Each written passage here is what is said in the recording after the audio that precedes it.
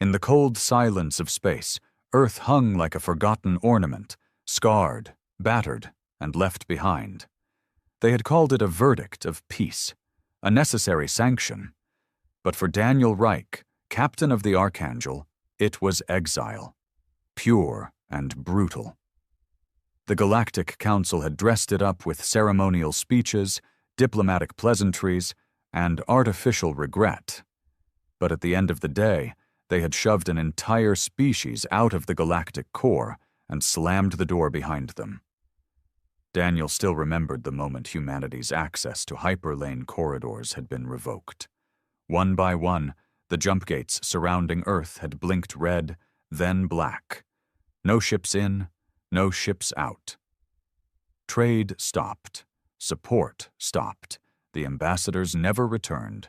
Even the synthetics, the Council's beloved neutral emissaries, shut down their relays and left orbit. Earth was alone. The reason? An incident on Cygnus 9, a mining colony jointly operated by humans and Threxian laborers. A brawl turned deadly. A Threxian noble's son got himself impaled by a human exosuit. An accident, Daniel had read in the logs, though no one seemed to care. That one death unraveled everything. The Council held trials that made a mockery of justice. Earth's representatives were silenced, ignored, voted down at every turn. And then came the verdict. Indefinite suspension from the galactic network. Reclassification. Isolated origin species. To them, humanity was a problem that needed to be quarantined. But they forgot one thing. Humans don't die quietly. The Archangel was built during that bitter silence. A super-heavy interstellar cruiser held together by desperation and anger. Not sanctioned by any Earth government, because those had collapsed in the aftermath. It was born out of the ashes by scrap engineers, rogue physicists, deserter admirals, and exiled scientists. A Frankenstein of metal, plasma, and resolve. Daniel stood at the forward observation deck, staring into the endless dark. His face was weathered beyond his 38 years, deep-set eyes scanning the horizon like he expected the stars to blink out on him. A scar ran from his temple to his jawline, a souvenir from the riots in New Geneva during the Food War. He wore no uniform anymore, just black fatigues and a thick coat lined with shielding mesh. Out here there were no dress codes, only survival. Behind him, the ship pulsed with life. Half of it was crewed by trained officers, the rest by former prisoners, mercs, and people who had lost everything. A ship of orphans and outcasts. Yet it moved like a beast, unyielding and hungry. The comms crackled. "Captain, we've completed the scan of Sector 8 Gamma. Derelict Threxian freighter found. Looks ripe." Daniel didn't smile, but his voice tightened with something cold and dangerous. "Send boarding teams. Take everything. Leave a message." He didn't need to elaborate. They knew what he meant. Burn a mark into the hull. A jagged human handprint with 3 words in old Earth script. "We remember everything." The Council believed exile would break them. That without trade and tech and treaties, Earth would rot back into the dirt. But all it did was harden them. They started building their own gates, jury-rigged with stolen schematics and parts scavenged from the black market. They started forging alliances with the fringes, the species the Council deemed undesirable, primitive, volatile.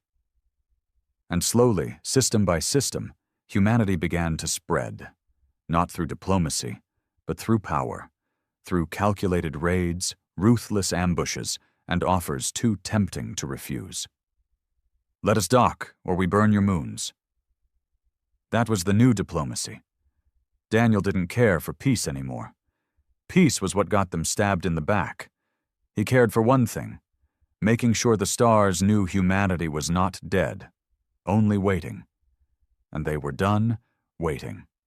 As the Archangel turned its engines toward the next system, a trade route near the Merak cluster, Daniel's thoughts drifted to the council members who had stood against him at the last tribunal. The way they spoke in riddles and fake concern, smiling as they voted him and his kind out of existence. One day, he thought, one day we'll return. But not to beg, not to explain, to conquer. He turned from the observation deck and walked to the bridge. "Set course," he said. "Next target's a fuel depot. Council-backed. Make it loud." Because if they wouldn't listen to reason, they would learn to fear the sound of vengeance coming with human engines screaming through space. The silence before the strike was always the worst part. Daniel sat in the command chair of the Archangel, fingers drumming on the steel armrest as the ship cruised under full cloak through the edge of the Merak cluster. Before them lay a fuel depot, CXS-7, a council-controlled facility orbiting an asteroid belt rich with plasma-grade ventonite, the kind of place that kept their fleets running, their empires floating. It was manned by low-tier species under contract and guarded by 3 patrol frigates, nothing fancy. It was supposed to be safe, unimportant. That was their first mistake. "Status?" Daniel asked. Lieutenant Merrick, his weapons officer, didn't turn from his station. "Cloak holding at 98%. Their sensors haven't picked up a damn thing. No distress signals. They're in the dark." "And the boarding crew?" "Gearing up. Alpha and Bravo squads, 40 heads total. They want this one bad." Daniel nodded. "Let them have it. No prisoners, no warnings." There was no applause, no rallying cry, just the cold, unspoken agreement that this was justice. Not diplomacy, not warfare, retribution. He closed his eyes for a moment. Behind them, Earth still burned, not with fire, but with rot. Half the planet was unlivable now. The weather systems had collapsed. Food was rationed by bullets. Nations turned on themselves when the galactic supply chains were cut. The weak died in the streets. The strong looted what they could. And the council? They called it natural selection. Said Earth had failed to demonstrate sufficient moral alignment for reintegration. Like they were some lab experiment gone wrong. But Earth didn't die. It adapted, and now they were out here, in their rusting, weaponized graveyard of a ship, and still moving forward. "Ready jump pods," Daniel said. The Archangel tilted slightly as its lower bays opened. Twin pods, armed with hull-piercing drives and carrying 20 warriors each, dropped from the undercarriage like silent sharks in the black ocean of space. 30 seconds to impact. Daniel stood and walked to the viewport, watching the depot slowly rotate beneath them like a helpless animal. This was the second strike in a chain. First was the Threxian freighter, stripped, tagged, and left adrift. Now this. After this, it would be a comm relay station in neutral territory. They weren't just striking back. They were carving a path. Each move designed to send a message. We are no longer asking. The pods hit. The feed lit up on screen. Helmet cams flickered as the crews breached the depot's hull, storming the corridors.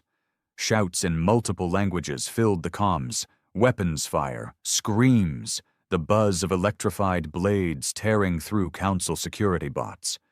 But Daniel's eyes were fixed on one thing, a corner cam showing the station overseer, a Valari bureaucrat with 2 sets of eyes and a gut full of privilege, curled behind a console, stammering into a comms unit that wasn't connected. Daniel turned off the feed. 10 minutes later, Marek's voice came through. "It's done. All ours. Station secure. Fuel cells intact. We've tagged it." Daniel didn't ask for a body count. Didn't need to. "Detonate the backup drives. Leave the main reactor untouched. Let them come for what's left." Then he walked down to the lower decks. He liked to be present when his crew returned. It wasn't about celebration. It was about respect. The boarding party staggered in, armor scorched, blood-slicked boots clanging on the floor, eyes hollow but hungry. Some carried spoils, alien tech, council data slates, stolen rations. Others just dragged wounded comrades across the metal floor without speaking. Marek approached. His face was pale, but his voice was steel. They had children in the service decks. Daniel paused. Civilians? Contract families? Not council-born? Mixed species? And? We neutralized the threat. No survivors. Daniel stared at him for a moment, and finally nodded. It's not our job to parent the galaxy. The Council made the rules. We just follow their example. Marek didn't reply. He just walked away, helmet tucked under one arm, blood streaked down his cheek. That night, Daniel sat alone in his quarters, replaying the data from the raid. The more he watched, the more numb he became. The way the station personnel screamed, the way some begged in tongues his translator didn't recognize, the way one little creature, something between a rodent and a child, crawled over a dead overseer's body, reaching for a dropped med kit. He forced himself to watch it twice. You don't get to look away, he told himself, not if you're the one giving the orders. But beneath the numbness, something else stirred. Not guilt, not pity, resolve. This is the price, he thought, for what they did to us, for every Earth child that starved because they shut down our agri chains, for every colony that rotted when they pulled their medics and left us to die of the red fever, for every voice that was ignored in those chambers, every plea mocked. We were forced to become this. His thoughts were broken by a knock, heavy, insistent. The door slid open to reveal Commander Ray, his second in command. A wiry woman with the eyes of a crow and hands that shook only when she wasn't holding a weapon. We've intercepted council chatter, she said, stepping inside. They've noticed. 3 fleets on alert, 1 already rerouted to patrol this sector. Daniel leaned forward. Where's it headed? Toward the relay station, our next hit. He smiled, and it wasn't kind. Good, let them come. She hesitated, then added, There's more. A message, encrypted, old Earth code, from deep space. Daniel's body tensed. What kind of code? Military, obsolete, but human. Definitely human. He rose. Bring it to the bridge. Wake the AI. Full decryption. 20 minutes later, the bridge lights dimmed as the AI core spun up. The ship's main screen flickered with static before settling into green script. Priority read. Signal origin, unknown sector, 01199. XOR, message follows. To any human vessel receiving this, we survived. They didn't wipe us all. We're out here. We're building something bigger, something they can't stop. Find us. End transmission. The room went dead silent. Daniel stood frozen, pulse pounding. He knew that code. It was from the old interstellar navy, long before the Council had strangled Earth's fleets. It was supposed to be dead tech, useless, buried with the last of the old Admiralty during the collapse. Ray stepped forward. If that message is real, there are other survivors, outposts, fleets like ours. Daniel's voice was like gravel. Number not like us. Stronger, maybe bigger. They've been hiding. She leaned in. Do we respond? He turned to Marek. Trace the signal source. Marek frowned. That might take days. We'll have to triangulate with jump patterns. And if the Council's watching those same bands, they'll know we got the message too. Then we move fast. We strike the relay station, draw their eyes there, and in the chaos we vanish toward the signal. And if it's a trap? Marek asked. Daniel's eyes hardened. Then we show them what exile taught us. No one argued. Outside, the stars kept spinning. The Council kept sleeping in their palaces, confident that humanity was beaten, scattered, licking its wounds in some dark corner of space. But they were wrong, because exile had not broken Earth. It had reforged it. They struck the relay station like a hammer falling through glass. Relay Theta 4, perched above a desolate rock in the Kurnos Reach, wasn't built to withstand siege. It was a glorified communications array, a whispering post between trade lanes. Protected by one Council patrol corvette and a few orbital drones, its purpose was simple: relay orders, monitor chatter, and remind the lesser systems that the Council was always listening. Until Archangel made sure they stopped hearing anything at all. Daniel watched from the bridge as missiles lanced forward from their ship's belly, searing through vacuum in absolute silence before striking the station's outer shield. The shield held for 3 seconds. Then it cracked like old bone. The second barrage followed immediately, not for show, but for destruction. Structural points, power banks, comm spires. They weren't here to capture this one. They were here to erase it. "Status?" Daniel barked. Marek was a blur of efficiency at the console. "Drones disabled. Corvette is retreating. They're calling for backup." "Let them. They'll be late." He moved to the side screens. A live feed showed the relay station breaking apart, internal fires spewing into the void, airlocks ripped open. No boarding parties this time. No marks left behind. This was a surgical burn. Total blackout. He knew the message this would send. Someone out there still had teeth. Someone out there didn't just want justice. They wanted blood. Good. The moment the last piece of the station flared into white-hot debris, Daniel turned to Ray. "Jump drive status?" "Charged and holding. Then jump us. Now full burn to sector 01199X. There was a moment's pause. Marek looked up. "We've never been out that far. That's fringe territory. Past the rim. No charts, no friendly routes." Daniel gave him a stare that stopped questions cold. "We weren't invited to the galaxy. We don't need permission to explore it." With a hum that vibrated in the bones, the Archangel vanished into the dark. The jump lasted 17 minutes. Not long in real space, but time seemed to stretch in jump space. The stars warped, bent like glass underwater. Men often went mad staring out windows during a jump, so Daniel had those sealed. No one needed more ghosts in their heads. When they dropped out, the galaxy looked different. Sector 01199X was dead quiet.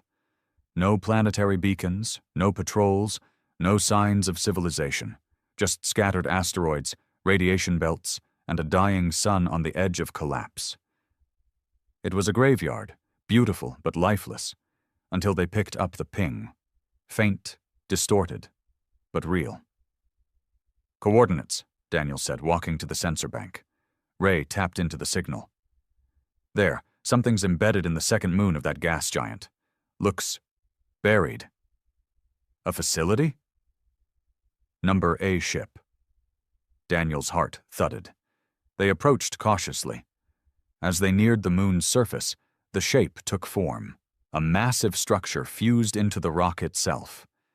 Ancient in design, but unmistakably human. Not Council approved, not regulation. Built in secret, maybe decades ago, maybe more, and not alone. Around it floated other ships, smaller than Archangel, but bristling with weaponry. 10, maybe 12, forming a loose perimeter. The sensor readouts flickered, some kind of cloaking interference. Then a message came through, not on any public channel, but directly into their encryption stream. "Identify yourselves or be fired upon. You've entered restricted territory." Daniel stepped forward. "This is Captain Daniel Reich of the warship Archangel. Origin, Earth. Exiled by Council Order 44 Kappa. We received your signal." A long pause. Then the voice returned, calmer, older, like gravel under iron. "Welcome to Bastion. We've been waiting." Docking took 30 minutes. Tensions were high. No one trusted easily this far from home. As Daniel stepped onto the platform, he was met by a man built like an armored tank, weathered with deep lines across his face and eyes that had seen more death than years. The insignia on his chest wasn't official. It was homemade, a stylized phoenix over a broken world.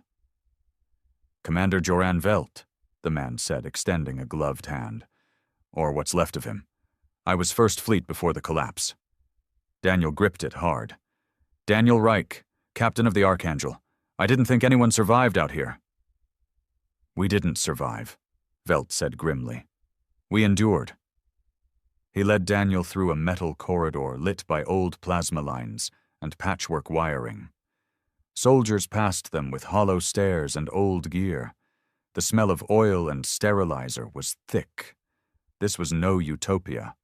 This was a fortress, carved out of exile and madness. They reached a central chamber where a projection of the galaxy hovered. Red marks, the Council's territory. Green, fringe systems. And then, in blue, a web of hidden paths leading from this moon outward. "You've been building," Daniel said. "For 23 years, Velt nodded. "We saw what the Council was doing long before Earth got the boot. We went dark, faked our destruction, hid our ships, started recruiting from the broken edges." Daniel looked at the map again. "And now?" "Now," Velt's voice darkened, "now we've got a fleet, a real one. Not enough to win, not yet, but enough to hurt them, badly." He turned. "Your relay strike, it lit up every Council sensor grid. They're on alert. That was risky." Daniel stepped closer. "Everything we do is risky. They cut us off, left us to rot. Earth's a husk, and I won't spend the rest of my life scavenging scraps in the dark. We're taking something back." Velt studied him. "You've got fire," he said. "But fire without aim burns everything. We've seen others like you, raiders, pirates, vengeful ghosts. You want revenge, I want a war." Daniel didn't blink. "Then show me how to fight it." They spent the next few days sharing data. Velt's operation was deeper than Daniel expected. They had ex-Council tech, rogue AI units, even a working prototype of a gate disruptor, a weapon capable of collapsing Council jump lanes in transit. Suicide missions had bought them blueprints. Every ship was repurposed from wreckage. Their engineers were more chemist than scientist, improvising in ways no bureaucracy would allow. "We call ourselves the Bastion," Velt explained, "because this is the last stronghold of free humanity." "And the others?" Daniel asked. "There are others," Velt confirmed. "Scattered, hidden. Some went feral, others sold out.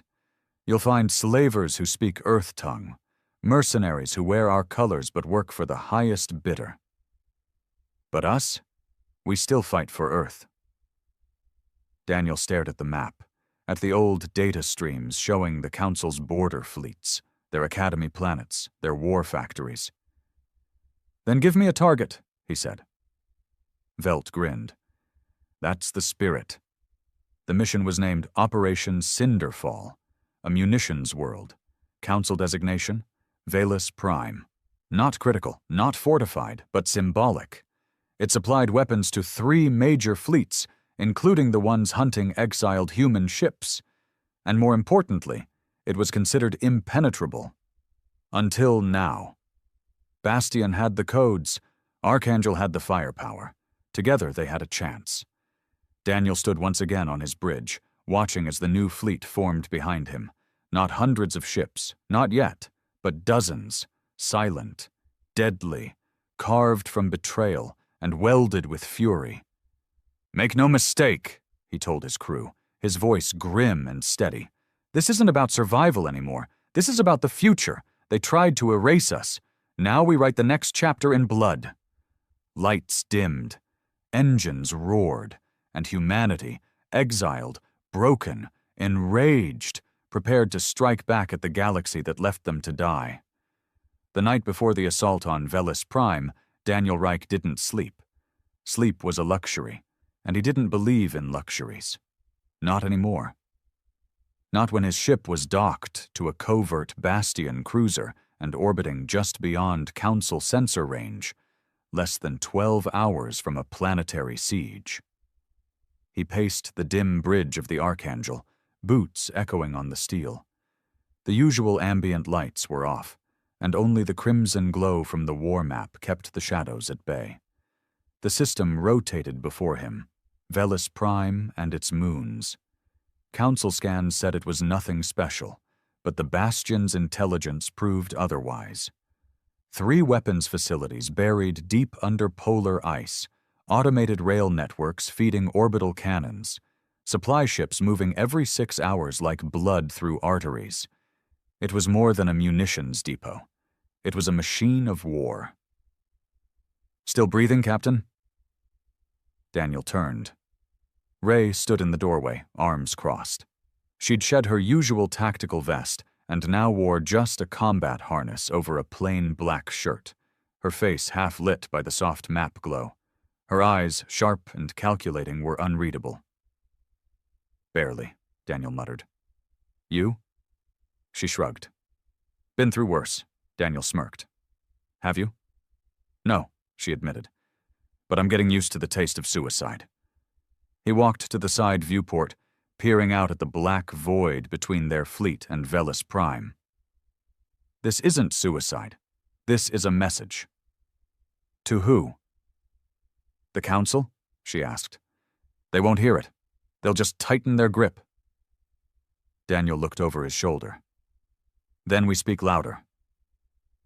At 0400 hours ship time, the fleet moved.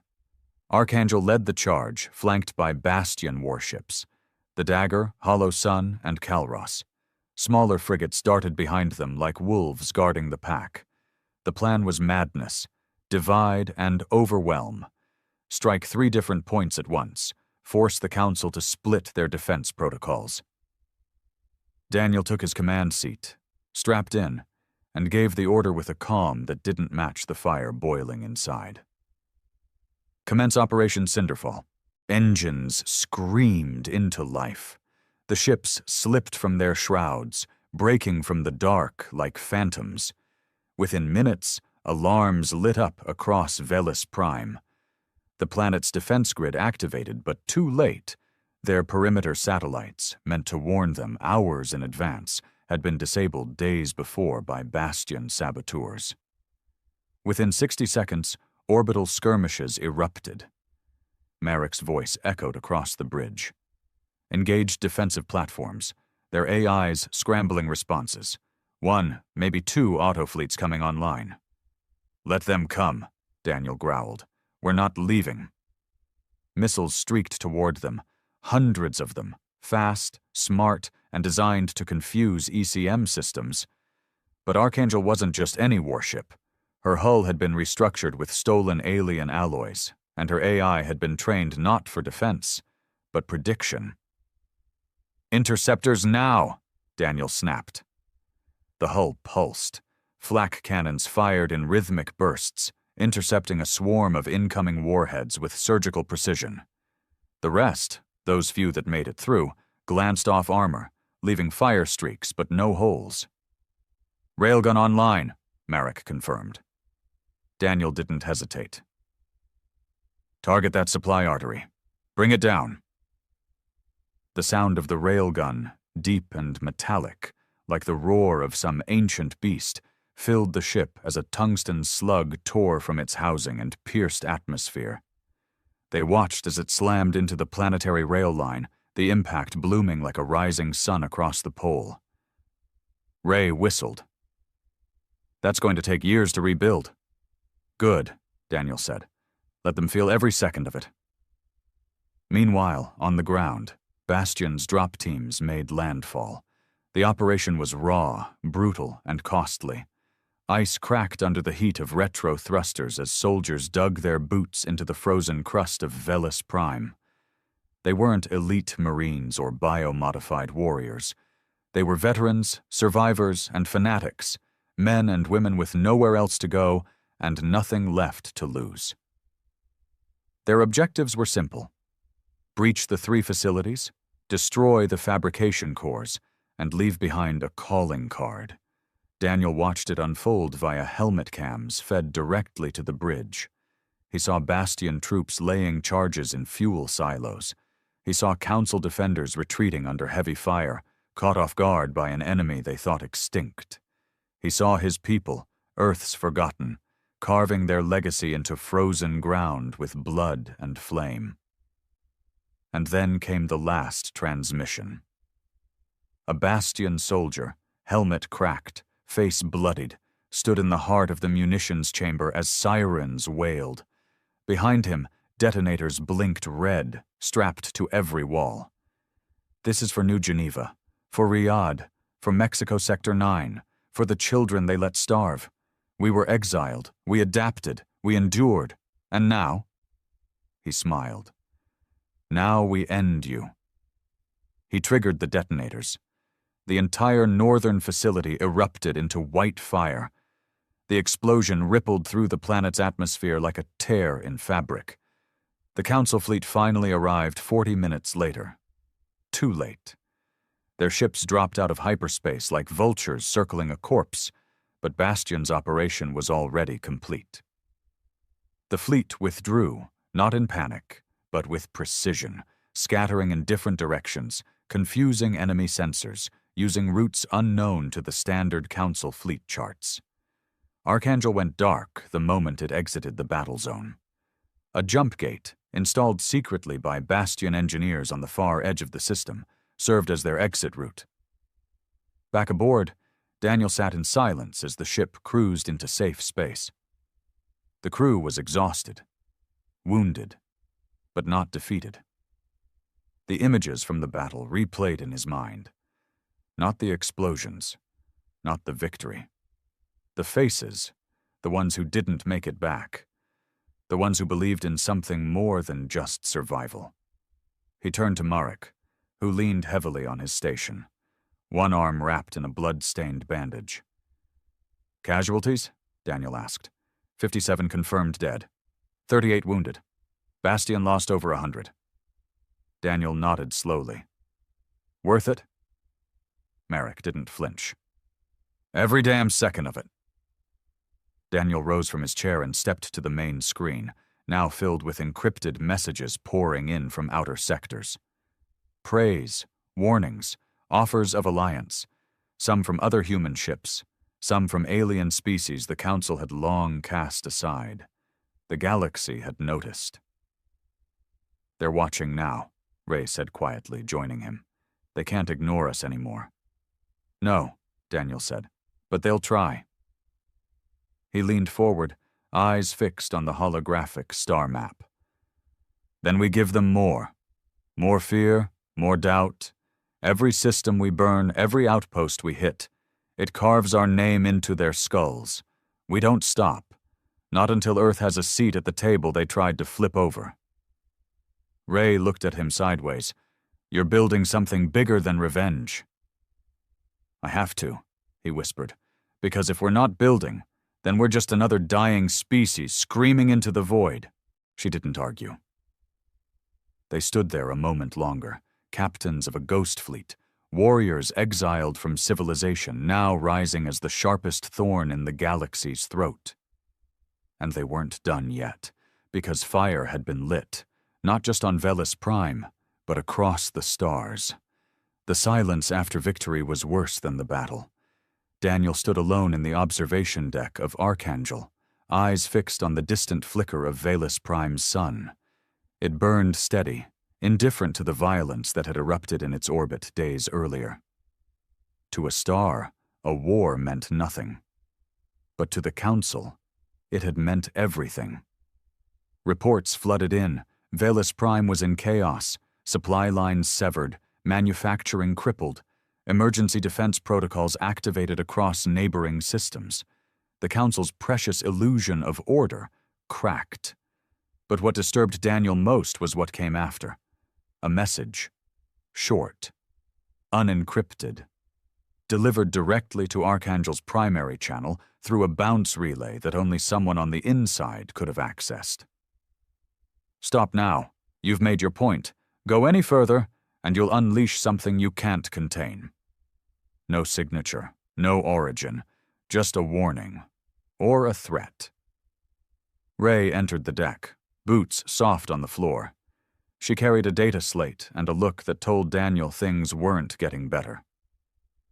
Council's issued a decree, she said without ceremony. Humanity is now classified a rogue threat species. Daniel didn't react. They're using the attack on Valus Prime to justify deploying their black fleets, she added. That made him look at her. Black fleets? He asked. Those are myths. Not anymore. Bastion confirmed sightings near Sarian's Reach. Heavily cloaked, no insignia, no distress channels. Just weapons. Daniel exhaled slowly. So, they're done pretending we don't exist. They want to erase us before others start believing in us. He turned back to the stars. Then we hit them again. Ray hesitated. We need to think this through. We're not just fighting warships anymore. We're fighting a system that built itself over centuries. One more mistake, and they'll call for extermination. Let them, Daniel said. They already tried. Earth's proof of that. She stepped closer, lowering her voice. We started something, Daniel. A movement. People are watching. Even alien factions. You want fear? Good. But if we don't lead this right, we become exactly what they said we were. He looked at her, and for the first time in days, something flickered in his eyes. Not doubt, but memory.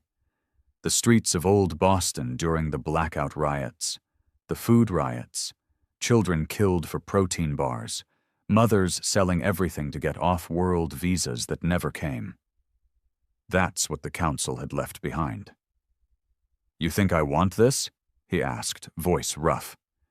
You think I enjoy burning planets, sending people to die? I was an engineer, Ray. I wanted to build things. But the Council gave us no choice. They slammed the door and called it justice. If we don't fight, then all of this, everything we've done, was for nothing. She didn't answer. There was nothing to say. Later that cycle, Daniel met with Commander Velt in Bastion's encrypted comms chamber. Velt looked older than before, not in body, but in bearing.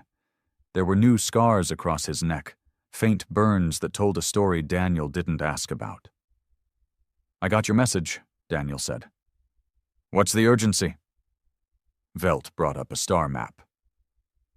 The Council's mobilizing in the Cinder Expanse. That's neutral territory. They're hunting. For us? For all of us, and not just humans. They've started purging fringe species. Anyone suspected of harboring humans gets blacklisted. Some get sterilized. Daniel's fists clenched. They're forcing neutrality out of everyone, Velt continued. Even the merchant clans are folding. Only a few are resisting. Then we give them a reason to resist, Daniel growled. We hit something bigger. Velt gave him a hard look. You want to escalate? I want to wake the galaxy up. They've been asleep too long. Velt nodded. Then I have something. Council Archive Station Epsilon. Deep core, classified data vaults. If we can get in, we'll find black files. Files they never wanted public. What kind of files? Proof of what they did to Earth, to colonies, to defectors, executions, biological tests, forced starvation protocols. If we leak that, the galaxy might finally see them for what they are. Daniel stared at the screen. Coordinates? Velt uploaded them. It won't be easy. Epsilon is protected by protocol wards. No ships, no orbiting. Only one way in, through their transport network. We'll need someone on the inside. Daniel thought for a moment. I know a man, a council traitor. He owed me once. Might still be breathing. Velt grunted. Then find him, and fast, before they bury that archive in a sun. Back aboard Archangel, Daniel called a private meeting with his core crew. Marek. Ray. Silo, the mechanic who once designed weapons for the Council before they tried to kill his family. And Kaz, a former trader who'd lost everything to Council asset seizures and now flew like death itself. He laid out the mission. No one flinched. But Kaz leaned forward. "You sure this is worth it, Captain?" "This archive crap? We've done more damage with fire than we'll ever do with secrets." Daniel didn't look away. "Secrets built this galaxy, Kaz. Council doesn't rule through strength. They rule through silence. We break that silence. We break their grip." Ray added, "The galaxy's teetering. Most don't care about humans, but they care about justice. Truth. If we show them how deep the rot goes, we won't be fighting alone." Kaz cracked his knuckles. "Then let's go digging." The search for the traitor, Geran Voss, took them 3 days. He was living under a false name in a mining colony on Telon 8, drinking himself to death and pretending not to care about the universe anymore. Daniel found him in a bar full of broken men, wearing a fake face and a broken spine brace. "You should have killed me the last time," Geran hissed when Daniel confronted him. "You should have died with dignity," Daniel replied. But he offered a deal, not mercy. Never mercy. Only one last job, and a promise: help them infiltrate Archive Epsilon, and whatever secrets they found would make Geran untouchable, even if the Council survived. "You really believe the truth matters?" Geran asked, coughing. Daniel looked him dead in the eye. "Number but fear does. And the truth is the only thing left that still scares them." As Archangel prepared for the next jump, Daniel stood again in the observation bay, watching the stars shift slowly. He felt it, something changing, not just in him, in the crew, in the galaxy. They weren't just fighting for survival anymore. They were building a legacy, one scar at a time. The sky above Station Epsilon looked like oil, dark, slow-moving, and ready to ignite. Daniel stared through the cracked window of the stolen Council transport ship. His jaw clenched tight. Epsilon spun below them in perfect formation, a pristine white sphere with no visible openings, no docking ports, no landing bays. It hovered in space like a pearl grown in darkness, beautiful, sterile, and impossible to breach without permission. But that's what Geran Voss was for. He sat across from Daniel, hunched in the pilot's chair, hands trembling slightly. Not from fear, but from years of abuse and whatever low-grade stims he used to keep himself going. Once, Geran had been the head of security algorithms for the Council's Data Integrity Division, the man who designed the very locks they now planned to pick. "Approach vector locked," Geran muttered. "A eye handshake initiated. They'll think we're a medical logistics vessel returning from Cygnus 7. "And they won't scan deeper?" Ray asked, tight-lipped. Geran gave a dry chuckle. "Not unless they're sober, which none of them are, I assure you. Most of the inner core operators drink their lunch." Daniel didn't relax. "How long do we have?" 2 hours. Once we're inside the shell, internal monitors will go blind for about 7 minutes. That's our window to disappear. After that, if we're caught, well, you're familiar with the Council's definition of mercy." Daniel looked back toward the rear of the ship, where Merrick and Silo were checking gear. Compact charges, anti-sensor suits, neural dampeners. Nothing bulky, nothing loud. This wasn't a siege. It was a surgical ghost raid. As they drifted closer, the ship shuddered gently, a sign they'd passed the first of Epsilon's perimeter scans. Geran held up a small key made from black glass and placed it into the console. The moment it clicked, the ship lurched. Daniel reached for his sidearm on instinct. "Relax," Geran muttered. "The shell's opening." Indeed, from below, the perfect surface of the station began to segment. Small panels pulling away, revealing a narrow shaft lined with magnetic tethers. "A coffin chute," Geran whispered. "They only use it for bodies they don't want traced. I figured they wouldn't miss one." Daniel gave him a look. "You're a twisted bastard." "You're the one who came to me, Captain." They descended in near total silence. Once inside the shaft, gravity shifted, locking their boots to the side wall. Ray led the way, planting a small sensor disruptor every 15 meters, just enough to break the station's passive scanning rhythm without triggering a full alert. Marek carried the pulse carbine. Silo had the charge packs. Daniel moved last, sweeping their trail clean. The interior of Station Epsilon was nothing like Daniel expected. There were no guards, no drones, just sterile white corridors lined with sealed doors, each with a numeric code and no labels, the kind of design that only made sense to machines. It was quiet. Too quiet. Duran directed them through an auxiliary maintenance shaft. "All paths converge at the central core," he whispered, "but the data vault sits 20 levels down. We need to bypass at least 3 biometric locks to get there." "And you still have clearance?" Daniel asked. Duran's grin was hollow. "Number. But I have a copy of someone who did." He produced a metal syringe from his coat and injected it into the access panel. For a moment, nothing happened. Then the door hissed open. The air inside was colder, not just in temperature, but in weight. A silence that wasn't absence, but suppression. "This is where the truth lives," Duran muttered. "Everything the Council didn't want anyone to know. War crimes, betrayals, internal dissent. Things they did even to their own species." Daniel felt a slow rage crawl up his spine. "Let's rip it open." The vault chamber was enormous.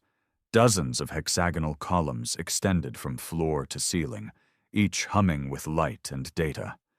Duran moved fast, interfacing with the master console at the far end. Silo deployed a security net around them while Marek stood watch. "This thing houses petabytes of encoded logs," Duran explained. "It'll take hours to copy. But I'm not just copying. I'm injecting a live virus that'll piggyback on council-wide network updates.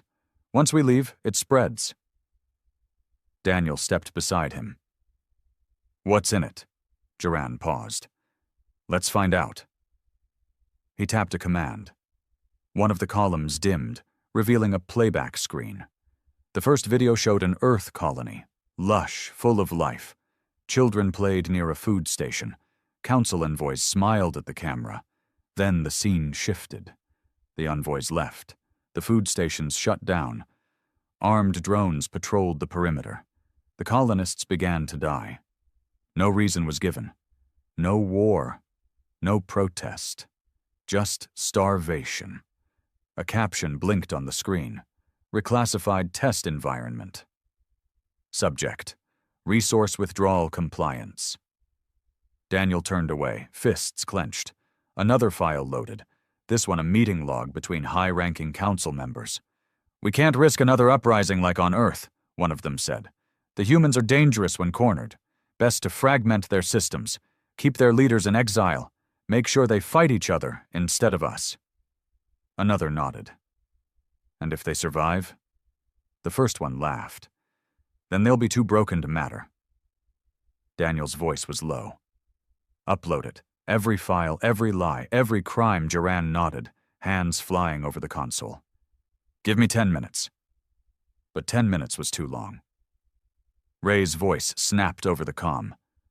"Movement. 1 floor up. Drones, pattern sweep. We're compromised." Marek raised his weapon. "We can hold them." Daniel grabbed his radio. "Negative. Silo, prep the charges. We delete the vault. No evidence left behind." Duran froze. "What? That data—" Daniel grabbed his collar. "It's already uploading. We don't need this place. We need out." Silo placed the charges. Ray dropped 3 drones with clean shots through the shaft opening. Marek held the rear, blasting another with his pulse rifle. Duran scrambled to extract the final encryption key. Alarms screamed. Lights turned red. The vault began sealing. "We've got 60 seconds, Silo barked.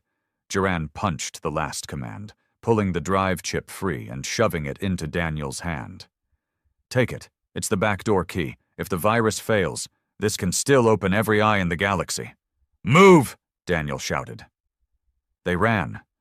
Back through the shaft, through enemy fire. Ray took a shot to the shoulder but didn't slow. Merrick threw a sonic charge behind them that collapsed the hallway. Silo got hit in the leg. Daniel dragged him. The transport bay was in flames. But Archangel was there, cloaked, waiting, exactly where Kaz had promised. They boarded with seconds to spare. The vault exploded behind them, a silent burst of blue fire that vaporized the core. Daniel threw the chip to Ray. Get it to Velt. Tell him to release it when ready. And you? He looked out at the void. They started this war with silence. We're going to finish it with screams. The truth hit the galaxy like a meteor. It started as a whisper. Data packets smuggled into merchant channels, quietly passed between ships on fringe routes. Then came the encrypted leaks to neutral observers, the shady data journals, the outlaw comm bands. And then finally, Bastion made the decision to rip the lid off everything. The files Daniel and Duran pulled from Station Epsilon were more than just damning. They were nuclear. Holovids of forced sterilization camps on Earth's colonies. Classified council meetings approving famine as a containment tool. Direct orders to detain human diplomats and quietly remove them without trials. A secret protocol called Ashvale, which detailed how the Council planned to eliminate any human resurgence before it could threaten core worlds. Within 48 hours, dozens of fringe species called for emergency assemblies. Smuggling rings refused Council contracts. Even two mid-tier factions, the Talari and Koran syndicates, publicly denounced the Council and declared neutrality. The Council, of course, denied everything. They blamed radical human agitators, called the data fabricated, claimed it was deepfake tech. But no one believed them. Not after the documents showed file integrity stamps, official Council encryption codes that even their own systems couldn't fake. Daniel stood on the Archangel's bridge, watching the chaos unfold. The main screen showed news feeds from across the galaxy. Riots in diplomatic zones, military blockades crumbling, Council spokespeople being chased off neutral planets by mobs. It was everything they had fought for. But Daniel didn't smile, because the fire was spreading too fast. Ray stood beside him, arms crossed. Her wound was still healing, and the scar on her face gave her a colder look than usual. They're cracking, but so are we. He glanced at her. Explain. She handed him a data slate. Bastion's eastern cell just broke contact. Velt says they were ambushed. Someone tipped the Council. Daniel narrowed his eyes. Saboteurs? Or traitors, she said grimly. They're starting to panic, Daniel. Some of our allies want to hit another target. Others want to negotiate. We don't negotiate, he snapped. Ray didn't flinch. Then we may be alone soon. Daniel turned back to the screen. So be it. 2 days later, Daniel met with Velt face-to-face on Bastion 4, a rocky moon base dug into the side of a crater and shielded from orbital scans by dense metals and solar interference. Velt looked thinner, angrier. The pressure of leadership was starting to corrode his patience. We lost 3 supply freighters last week, Velt said, his voice gruff. Council dogs are patrolling with new stealth tech. We don't even see them coming. Daniel nodded. We need to start building outposts, places they can't touch. Velt shook his head. That takes time, people, trust, and right now trust is in short supply, even among our own. Daniel leaned forward. There's more. Velt sighed and rubbed his forehead. There's always more. Daniel placed the backdoor key drive, the one Duran had risked everything for, onto the table. This will get us into every system the Council still thinks is secure. Military traffic, surveillance logs, economic choke points. We hit their arteries next. Velt stared at the drive for a long time. You're escalating this into a full war. They declared war when they starved our colonies. Velt didn't argue, but then he added something that hit harder than Daniel expected. Duran's dead. Daniel blinked. What? They found his body yesterday, throat cut, dumped in a freight tube near Talon. Daniel's stomach turned. Duran had been a traitor, a coward, a bastard, but he hadn't deserved that. Not after what he'd done for them. I want to know who did it, Daniel said coldly. Velt shook his head. So do I. But right now we've got bigger problems. Someone's bleeding us from the inside. Back aboard the Archangel, the mood was tense. The crew had felt the shift. The early days of vengeance had given way to paranoia and fatigue.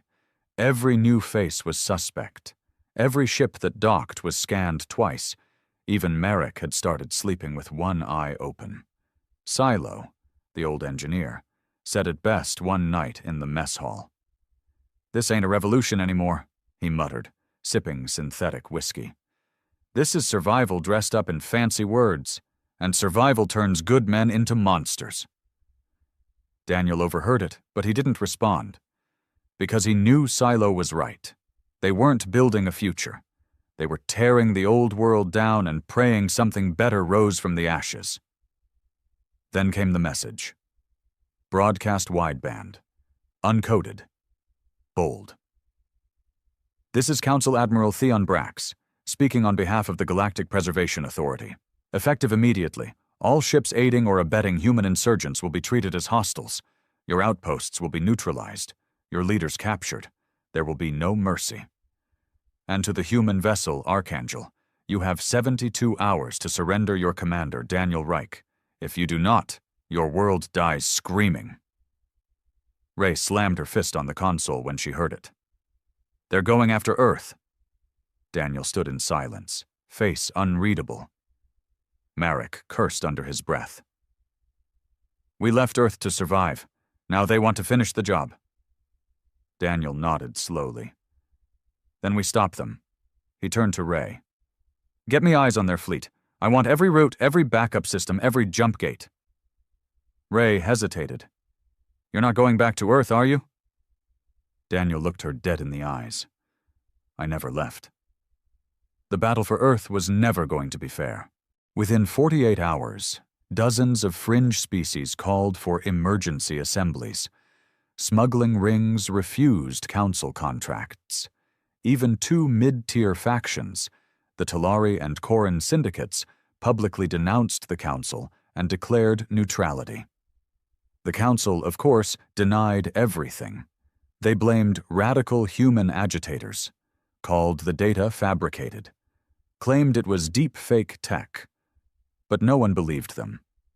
Not after the documents showed file integrity stamps, official council encryption codes that even their own systems couldn't fake.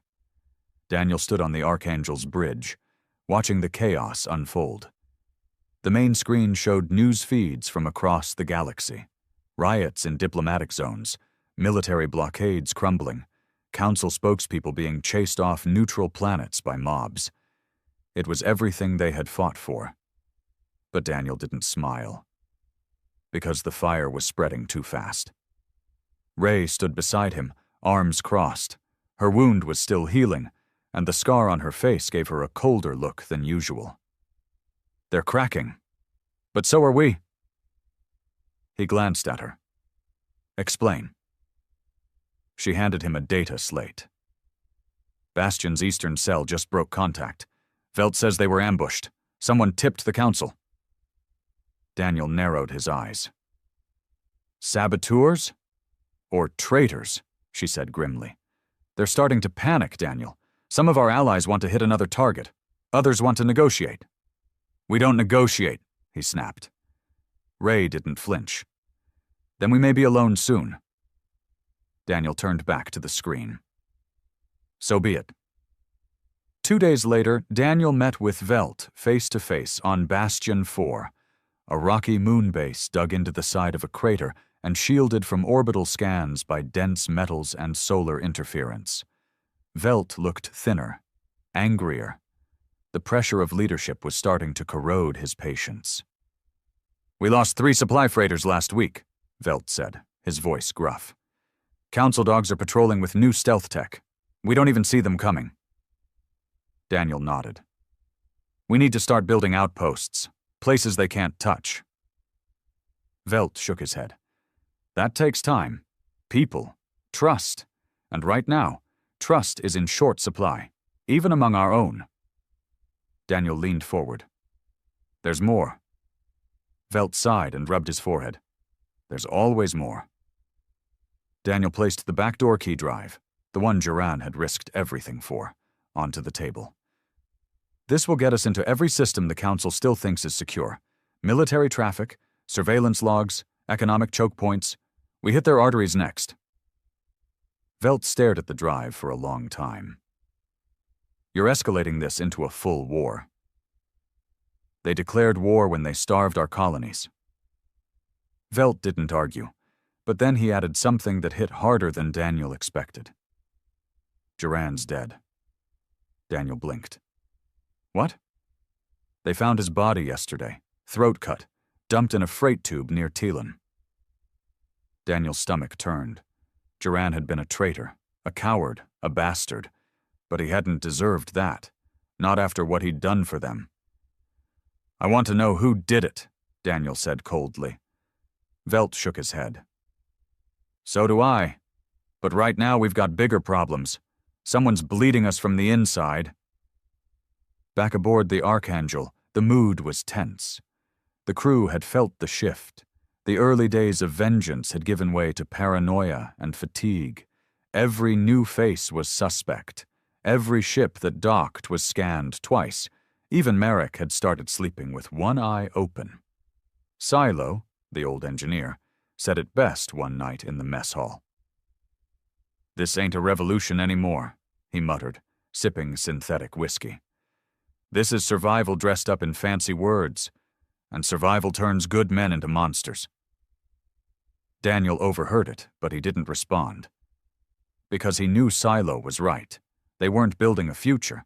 They were tearing the old world down and praying something better rose from the ashes. Then came the message. Broadcast wideband. Uncoded. Bold. "This is Council Admiral Theon Brax, speaking on behalf of the Galactic Preservation Authority. Effective immediately, all ships aiding or abetting human insurgents will be treated as hostiles. Your outposts will be neutralized. Your leaders captured. There will be no mercy. And to the human vessel Archangel, you have 72 hours to surrender your commander, Daniel Reich. If you do not, your world dies screaming." Ray slammed her fist on the console when she heard it. "They're going after Earth." Daniel stood in silence, face unreadable. Marek cursed under his breath. "We left Earth to survive. Now they want to finish the job." Daniel nodded slowly. "Then we stop them." He turned to Ray. "Get me eyes on their fleet. I want every route, every backup system, every jump gate." Ray hesitated. "You're not going back to Earth, are you?" Daniel looked her dead in the eyes. "I never left." The battle for Earth was never going to be fair. The Council's Black Fleet was already en route, a dozen Dreadnought-class carriers, equipped with orbital shatter cannons and high-atmo bombers. Their plan wasn't occupation. It was erasure. But Daniel had other plans. He contacted every surviving human ship, every exiled fleet, every outpost. He called in every favor, every debt, every ounce of loyalty that had been forged in blood. And they answered. Within a day, over 40 ships rallied. Frigates, corvettes, even old mining vessels refitted with plasma cores and railguns. Not a proper fleet. But enough. Enough to make history. They set course for Earth, engines burning hot through the void. Daniel stood on the bridge, watching his homeworld grow larger on the screen. The blue was faded, the green was withered, but it was still Earth, still home. He reached for the comms. "To every soul still standing," he said, his voice firm, hard, and filled with fire. "We were exiled, starved, broken, But we're still here. We're not fighting for revenge anymore. We're fighting for what comes next." He paused. "Let them come. Let them bring their fleets, their laws, their false gods. We're not afraid of the dark anymore." He looked at Marek. "Prepare for impact." Because no matter what happened next, win or lose, the galaxy would never forget what humanity did when it was pushed too far. The stars above Earth were no longer still. From orbit, the once familiar constellations were blurred by movement. Dozens of ships carving trails of light, exhaust, and fury into the void. The Black Fleet loomed overhead, a celestial executioner, its hulls blacker than the void around them, armed with weaponry designed not for war, but obliteration. But between them and Earth stood humanity. Ragtag, unwanted, outnumbered, but not broken. The Archangel led the charge. Inside the bridge thrummed with energy. Daniel Reich stood at the center, wrapped in silence, watching the enemy form up like a wall of death. His face was hollowed by months of war and sleepless nights, but his eyes burned with something sharper than rage. "Purpose." "Report," he ordered. Marek's voice was calm. "Black Fleet's in full deployment. 12 dreadnoughts, 14 frigates, fighter wings forming up. They're not waiting." "Let them come," Daniel said. "Human fleet's moving into formation," Ray confirmed. 3 sectors in full sync. Bastion reinforcements arriving in 5 minutes. Daniel looked at her. "Tell them to hold the flanks. We cut straight through." Her brow furrowed. "That'll leave us exposed." "I know." He turned towards the forward screen. Earth slowly filled the frame, beautiful and battered. A planet that had once begged for salvation, now standing as the battleground for the truth. He opened the comms. "This is Captain Daniel Reich, Earthborn, exiled by force. Today we take back what they tried to bury. This is not about hate. This is about memory. We remember who we are. We remember what they did. And we are done running." He closed the comm and said quietly, "Fire all forward weapons." Archangel surged ahead like a wounded predator. The first Council frigate tried to intercept. It never had a chance. A twin barrage of railgun slugs tore through its midsection, followed by pulse torpedoes that turned its engines into plasma fountains. The human fleet followed, dozens of ships diving into chaos with the desperation of survivors and the fury of the betrayed. All around them, the sky cracked open. Fighters screamed through narrow gaps, tearing into each other in tight dogfights. Frigates collided, exploded, and spun into the upper atmosphere like broken bones. Lasers cut across darkness like divine wrath. The Council deployed their orbital shatter cannons, but human ships darted, flared, countered. Every time a ship went down, another rose to take its place. Daniel barked orders, his voice clear above the madness. "Flank right! Shield the carriers! Redirect power to the aft guns!" Ray relayed commands, blood trickling from a gash near her ear. "We've got a breach on Deck 3, fire suppression failing." "Silo!" Daniel roared into the comms. "Get your team to the breach! We hold this line or we burn!" A moment later, Silo's voice came through, rough and hoarse. "Deck 3 contained," patching the hull. "Don't crash this ship till I get back to my whiskey." Daniel allowed himself a small grin. But the grin vanished when the first dreadnought opened fire. The beam lanced out, a stream of plasma and antimatter, slicing a Bastion destroyer clean in half. Another volley followed, this time aimed directly at Archangel. "Incoming!" Marek shouted. The crew braced. The blast struck the starboard side, tearing through armor plating like wet paper. The ship spun, alarms howling, consoles sparking, bodies were thrown. Ray slammed into the railing, barely grabbing hold. Daniel hit the floor hard. His ears rang. Smoke filled the bridge, but they didn't stop. "Stabilize the spin," he growled, pulling himself upright. "Return fire. Hit that thing in the throat." Archangel's railguns fired again, this time guided manually, aimed at a vulnerable seam along the dreadnought's lower hull. The shot struck true. The dreadnought shuddered. Secondary explosions rippled across its body. One of its reactors burst, sending debris spiraling into the void. Cheers erupted across the bridge, ragged, desperate cheers. But Daniel didn't join them. Not yet. There were still 11 more. The battle raged for over an hour, a brutal, ceaseless storm of fire and steel.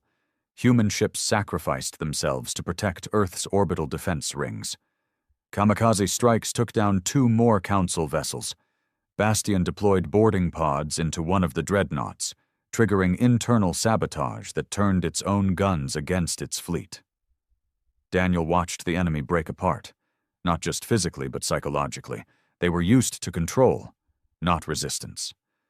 Now they faced a people with nothing left to lose, and that made them dangerous. Finally, the Council flagship, Virelian Prime, pulled back. Their retreat was silent. No surrender, no message, just shame and silence. 2 days later, Earth was quiet. The skies still burned in places, but the Black Fleet was gone.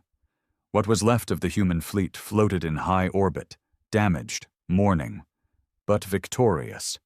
On the ground, people emerged from shelters and bunkers. They looked to the skies not with fear, but with awe. Someone had fought for them, and won. Daniel stood on the surface, boots sinking into old Earth soil. The crater where New Geneva once stood smoldered in the distance. Ruins, scars, memories. Ray walked up beside him, one arm in a sling. "The Council broadcast a message an hour ago." Daniel looked at her. "They want a ceasefire," she said. "Talks, negotiations. They're calling it a humanitarian solution." He laughed, not with joy, but disbelief. "After everything they did?" She shrugged. "They've lost control. The outer sectors are turning. Some of their own species are demanding tribunals." Daniel stared at the sky. "What do you want to do?" she asked. He didn't answer right away, because he didn't know. For months, years, all he'd wanted was vengeance.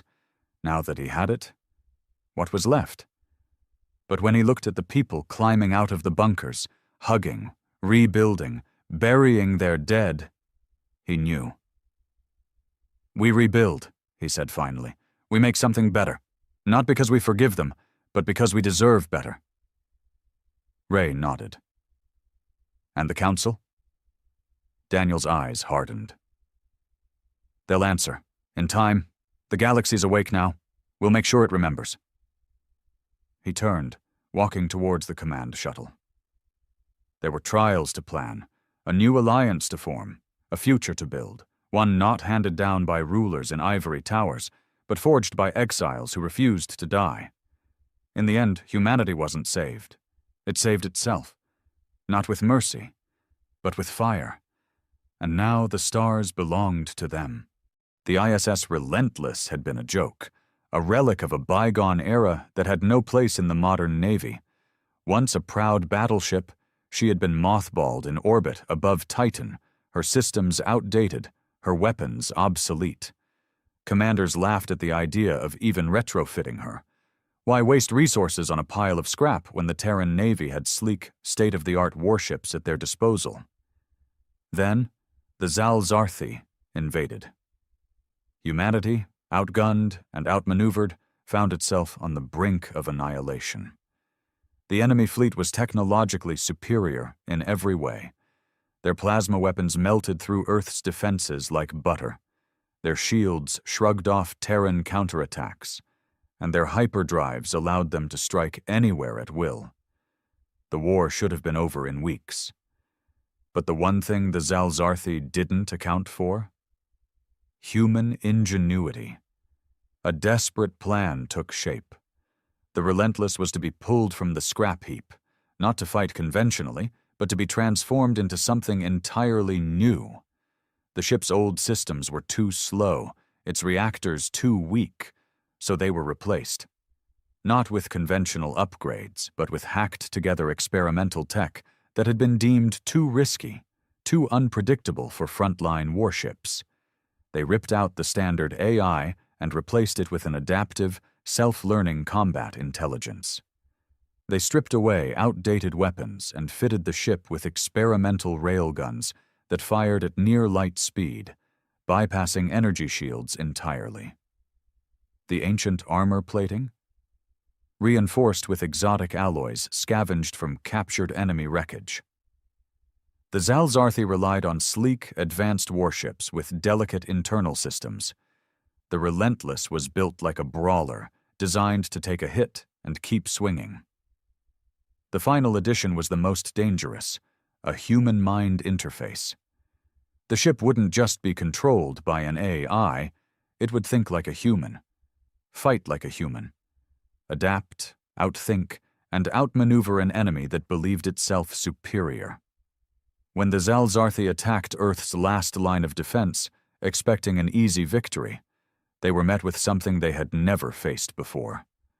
A warship that fought like a cornered beast, using brutal, unpredictable tactics no programmed fleet could counter.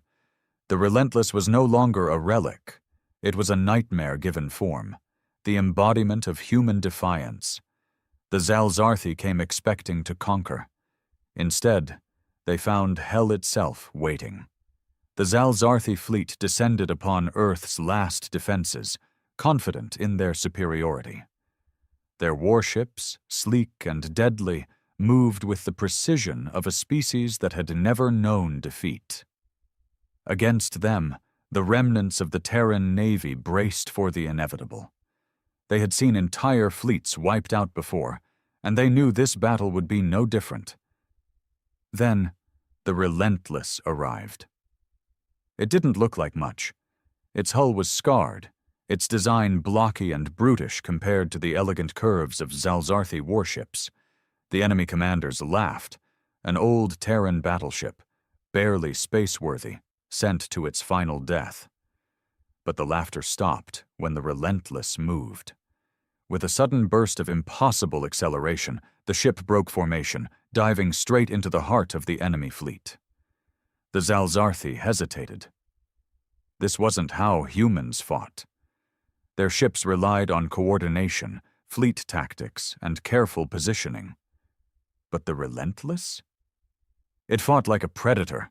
A railgun fired, a single tungsten slug, moving so fast that it didn't give off the usual energy signature of human weapons. The lead Zalzarthi dreadnought didn't even have time to raise shields before the shot ripped through its hull, piercing straight through its core. The ship exploded, sending debris hurtling into its own formation. The Zalzarthi reeled. This was no ordinary human warship. Inside the Relentless, Captain Elias Voss grinned as he felt the ship respond to his thoughts. The neural link hummed in his skull, the combat AI whispering strategies into his mind. He wasn't piloting the ship. He was the ship. He could feel the enemy targeting him, their firing solutions locking on. He twisted the Relentless at the last second, dodging in a way that should have been impossible for a ship of its size. Targeting array locked on multiple hostiles, the AI murmured. Permission to fire? Let them have it, Voss growled. The Relentless unleashed hell.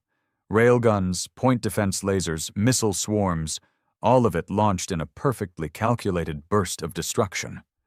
The Zalzarthi warships, built for elegant long-range engagements, found themselves in a brutal close-quarters brawl. Their shields, designed to deflect energy weapons, were useless against the sheer kinetic force of human firepower. Another enemy cruiser shattered under a sustained barrage. A Zalzarthi destroyer, panicked, tried to retreat. Voss didn't let it. He fired maneuvering thrusters, cutting off its escape, and slammed a full spread of missiles into its engines. It was over in seconds. But the Relentless wasn't done. The Zalzarthi fleet had planned for a standard human resistance, a desperate, disorganized last stand. They had not planned for a single warship to tear through their ranks like a rabid beast. The enemy admiral tried to coordinate a counterattack, ordering his fleet to surround the Relentless, to box it in.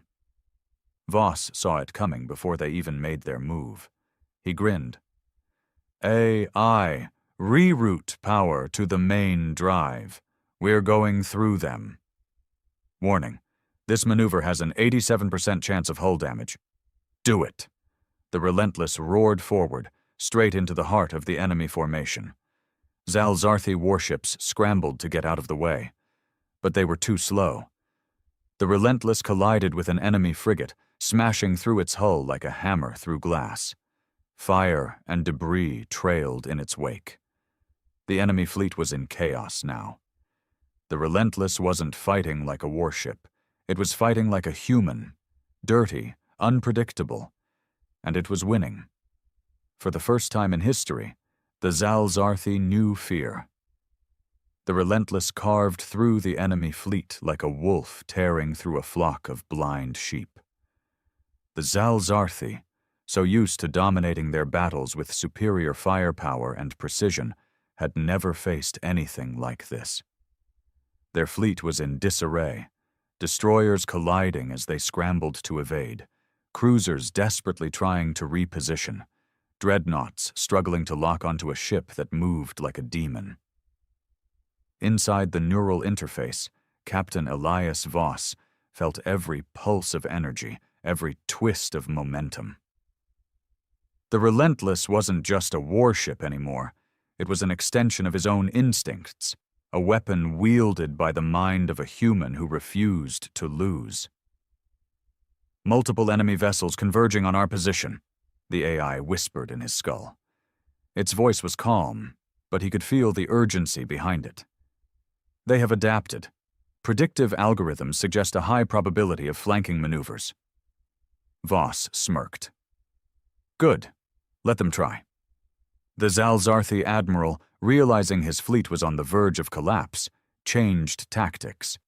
Instead of attacking in a disorganized frenzy, he pulled back his capital ships, forcing the smaller warships to form a deadly net around the Relentless. If the humans wanted to fight like animals, they would cage the beast. Voss saw it happen in real time. The enemy was trying to box him in, cutting off every escape route. He had no reinforcements, no backup, which meant he didn't have to hold back. AI, initiate the overload protocol. For the first time, the AI hesitated. This maneuver carries extreme risk. Do it! Power surged through the ship. Deep in the bowels of the Relentless, experimental reactors pushed beyond their limits, channeling raw energy into the weapons grid. The railguns hummed at maximum charge. Plasma conduits glowed an angry red. The ship shuddered, groaning under the strain, and then the Relentless attacked. In a single instant, every railgun fired at once. Tungsten slugs, accelerated to near light speed, ripped through the enemy formation. The Zalzarthi, expecting another brawling skirmish, had no time to react. A dreadnought exploded from a direct hit to its reactor. A cruiser's hull split open like an eggshell, spilling its crew into the void. A squadron of smaller fighters was obliterated in a storm of hyper-velocity projectiles, their shields as useless as paper against the sheer force of kinetic destruction. Voss didn't let up. He twisted the ship into a roll, thrusters flaring, launching a salvo of missiles into the path of the closing enemy ships.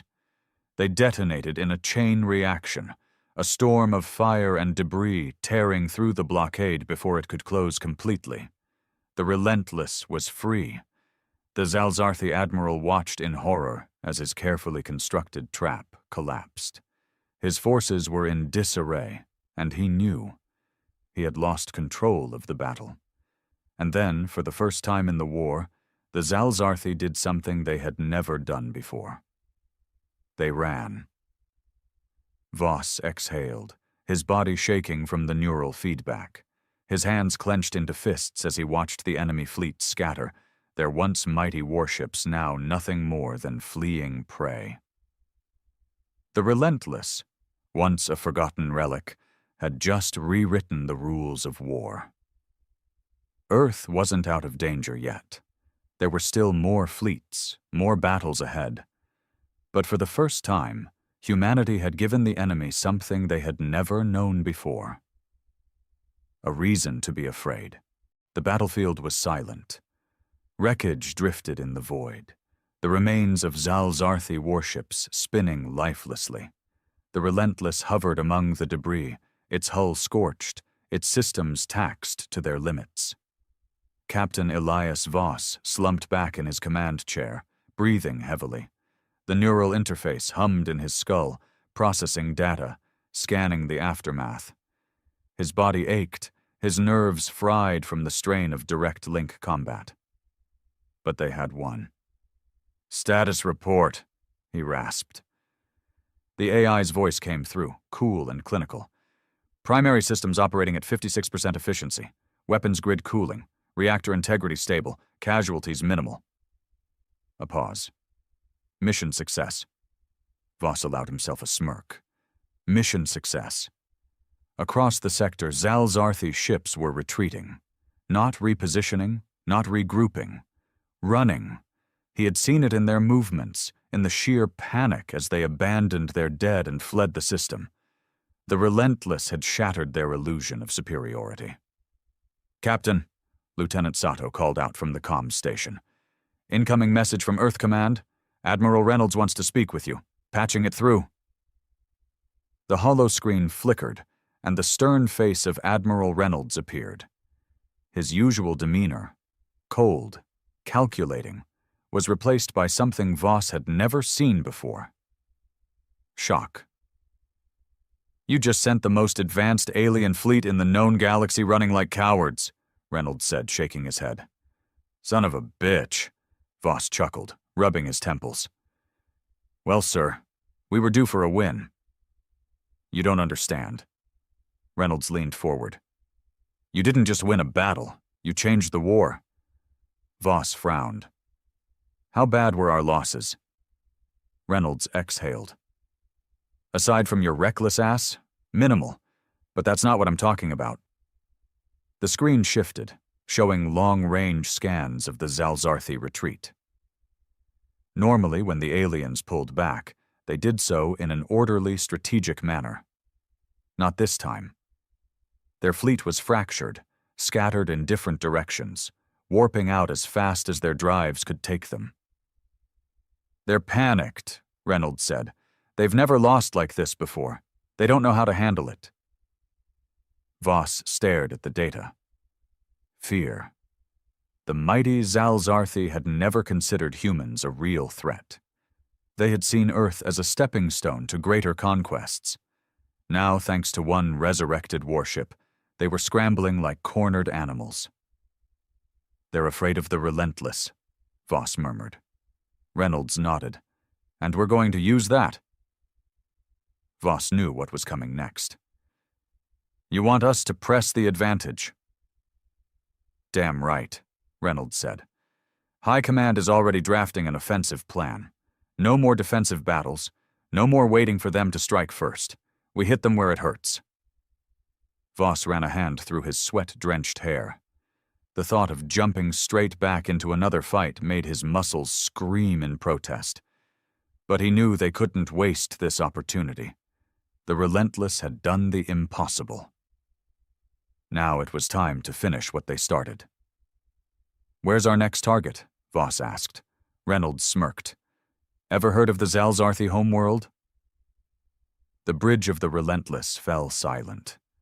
Captain Elias Voss leaned forward, eyes locked on the transmission as Admiral Reynolds's words sank in.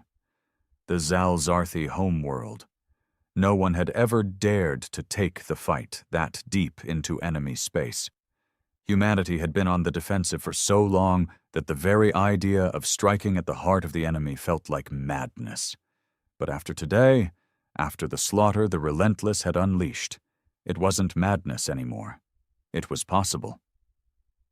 Voss exhaled slowly. You're serious. As a damn heart attack, Reynolds said. High Command wants to push while they're still reeling. If we hit them now, we might break them for good. Voss leaned back in his chair, rubbing his chin. The neural link was still active, the AI feeding him silent calculations, probabilities, estimates of what such an operation would require.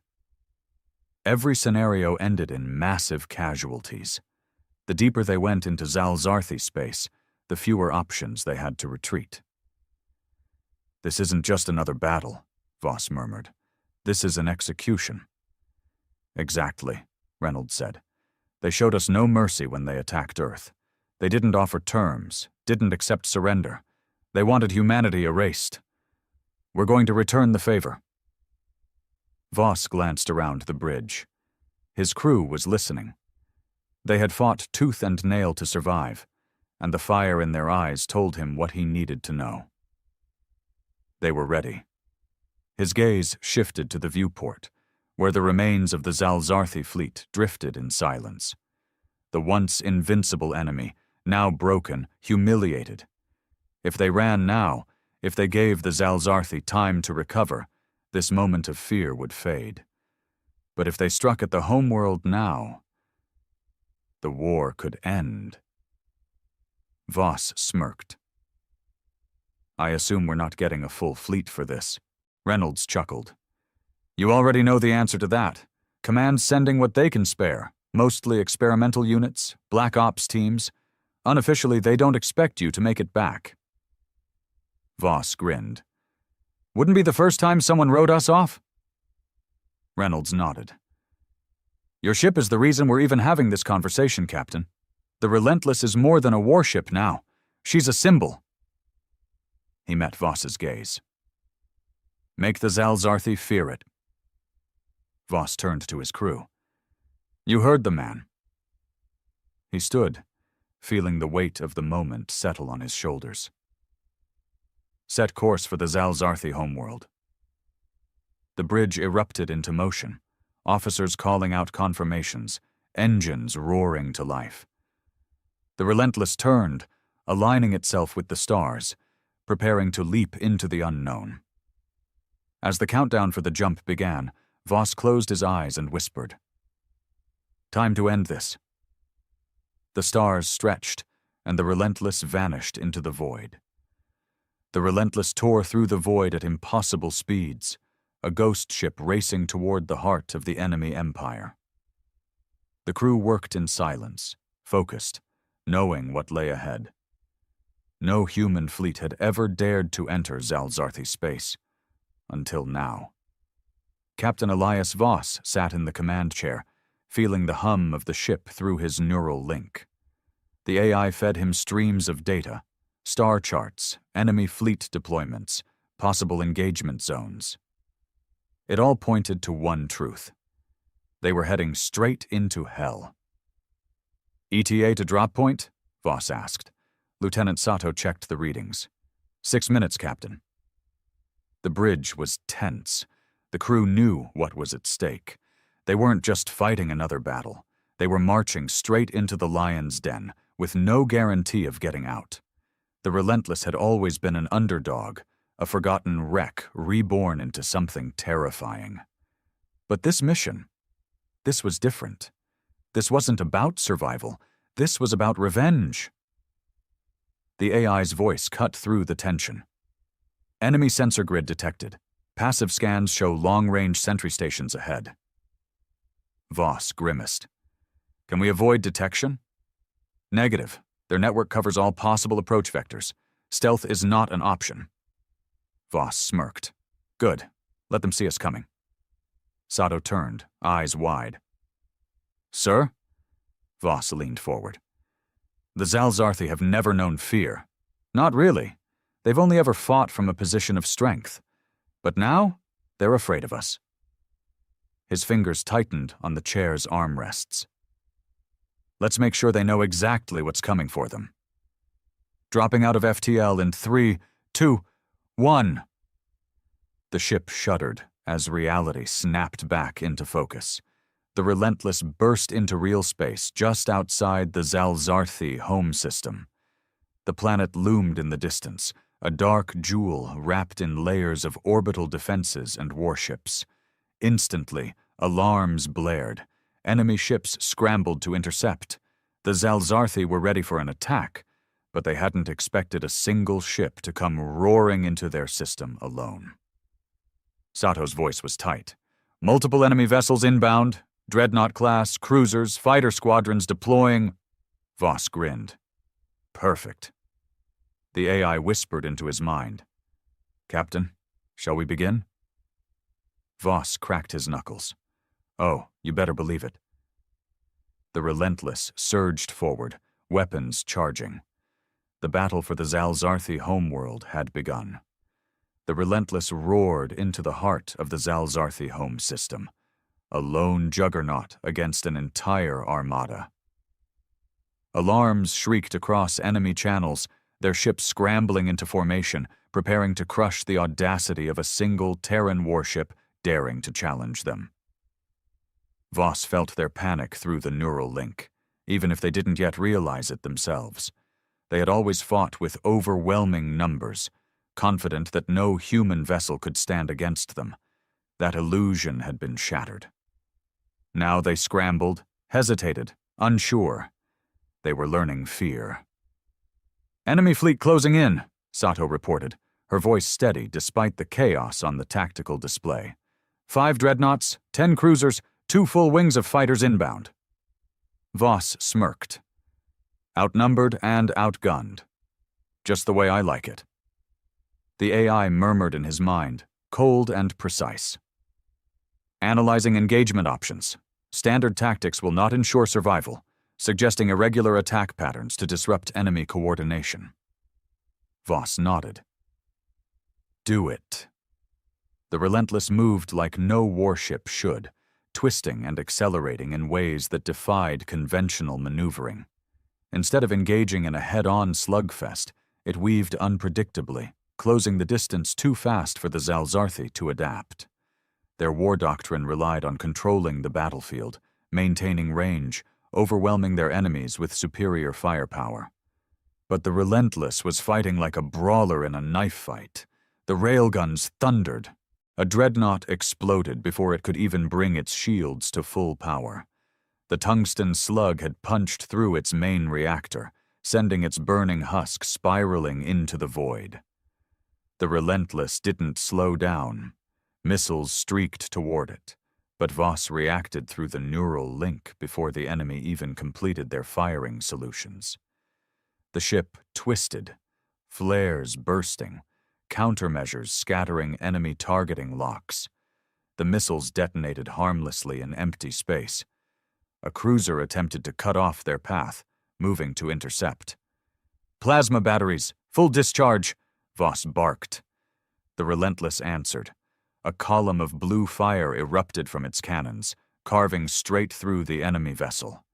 Molten debris scattered like shrapnel as the Zalzarthi ship split in two. 2 down, a dozen more to go, Sato muttered. Then let's keep going, Voss growled. The Zalzarthi fleet tried to adapt, spreading out, encircling the Relentless. But the ship moved too fast, struck too hard. Every time they adjusted, it was already too late. The once perfect coordination of their formations crumbled into desperation. But the battle wasn't won yet. A warning flashed in Voss's mind. The AI whispered, "Danger. Power spike detected." His heart pounded. "What is it?" Sato paled. "Something's happening on the planet. I'm detecting massive energy surges. It looks like..." She hesitated. "Sir, it's a planetary defense weapon." Voss swore. The Zalzarthi weren't just relying on their fleet anymore. They were willing to unleash their last resort weapon, the kind of devastation that could wipe entire fleets out in a single shot. The tide was turning, and not in their favor. Voss exhaled, his mind racing. The Relentless had torn through the enemy fleet, but if that planet killer fired, it wouldn't matter. They had seconds to act. "New mission," he said, steel in his voice. We're taking out that gun. Sato's eyes widened. Sir, that means— I know, Voss interrupted. We're going down there. The Relentless banked hard, engines flaring as it punched through the remnants of the Zalzarthi fleet. They weren't done yet. They were just getting started. The Relentless dove toward the Zalzarthi homeworld, its engines burning white-hot as it pierced through the last remnants of orbital resistance. Behind it, the wreckage of an entire enemy fleet drifted lifelessly, shattered by the onslaught of human ingenuity and sheer defiance. But victory in space meant nothing if that planetary defense weapon fired. Captain Elias Voss clenched his jaw, neural link buzzing with incoming calculations. The AI flooded his mind with possible approach vectors, all of them equally suicidal. Talk to me, he ordered. Sato's voice was tense. Energy readings are spiking. That weapon is charging fast. Estimate 1 minute until full power. Too damn fast, Voss muttered. Give me targeting solutions. The tactical display shifted, highlighting the structure embedded in the planet's surface. A monolithic fortress, built into the jagged cliffs of the Zalzarthi capital. Deep underground, shielded by layers of hardened defenses. Conventional orbital bombardment wouldn't touch it in time. They had to get closer. Prepare for atmospheric entry, Voss commanded. Bring shields to max capacity. Weapons hot. The AI pulsed in his mind. Trajectory confirmed. Warning, extreme turbulence ahead. I don't care. The Relentless plunged into the planet's atmosphere, the force slamming through its reinforced hull. The ship vibrated violently as the sudden resistance of air clawed at its frame. Plasma shields flared against the heat, the exterior glowing like a star as it streaked toward the enemy capital. And the Zalzarthi were waiting. Anti-air batteries ignited the sky with a storm of fire. Missile systems locked on, launching volleys of deadly projectiles. Surface-to-orbit turrets spewed plasma, filling the air with a deadly net of destruction. Sato gasped. We've got incoming on all sides. There's no way through. Voss felt the ship shudder as the first impacts hit. The AI fed him dozens of evasive maneuvers, escape routes that would minimize damage. He ignored them all. Full speed ahead. The Relentless accelerated. It didn't try to dodge. It barreled through. Missiles detonated harmlessly against its kinetic barriers. Plasma fire seared the hull, but the reinforced plating held.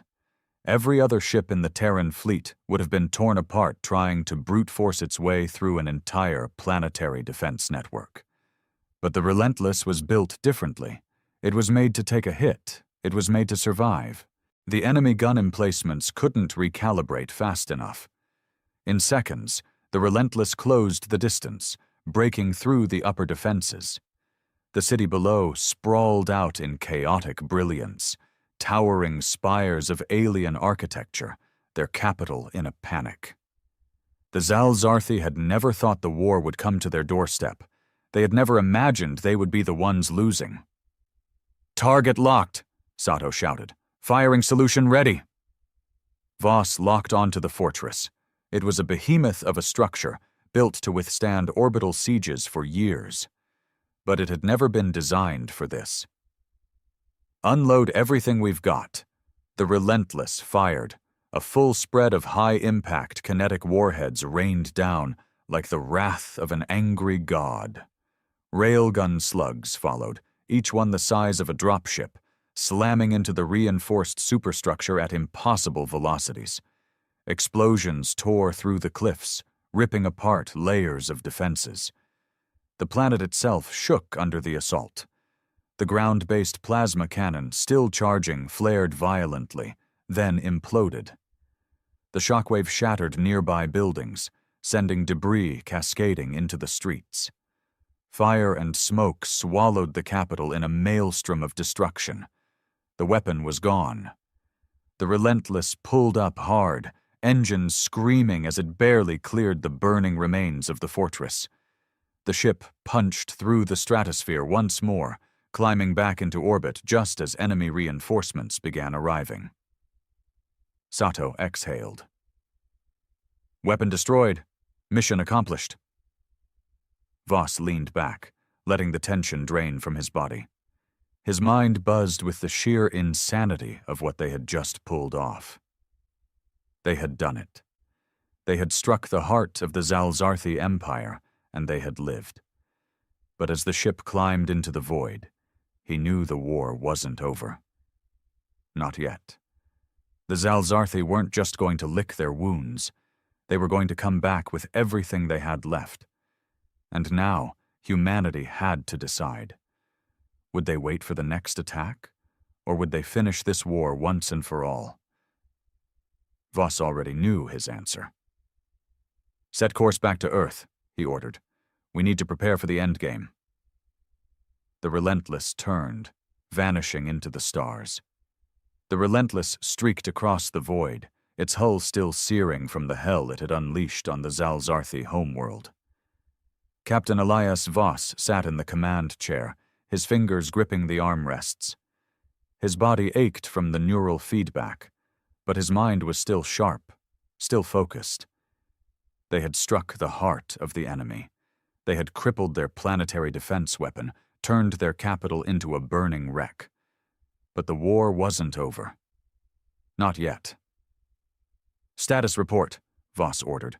Sato ran a quick diagnostic, her voice steady but tinged with exhaustion. Hull integrity at 70%. Shields are regenerating. Reactor core stable. Voss nodded. Enemy pursuit?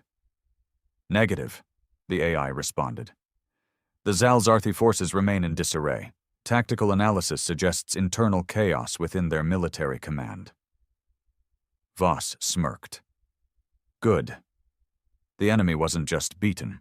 They were broken.